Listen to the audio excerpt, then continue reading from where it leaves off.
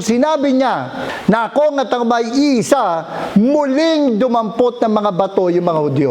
Sabi, muli. Kailan yung naunang pagkakataon? Noong nagpakilala siya ang ako nga, na siya ang Diyos na nagpakita kay Moises. Sabi niya, dami ko naman ginawa mabuting gawa.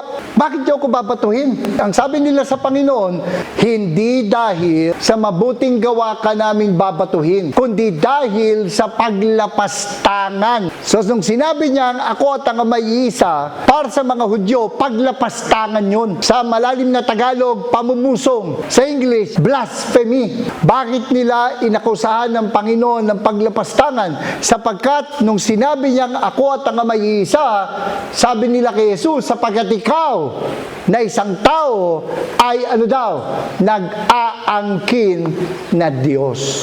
Nang sabihin ng Panginoon na ako at ang may isa, ang sinasabi po, inangkin niya na siya ay Diyos. Pag tinignan po natin sa ibang salin, at tingnan nyo ang sabi sa Magandang Balita Biblia. Sapagkat ipinapantay mo ang iyong sarili sa Diyos, gayong tao ka lang. So para doon sa mga Hudyo, si Jesus ay tao lang. At nung sinabi niyang, bago pa pinanganak si Abraham, ako ay ako nga. At ang sinabi niyang, ako at ang may isa, inangkin niya na siya ay Diyos, inangkin niya na siya ay kapantay ng Diyos.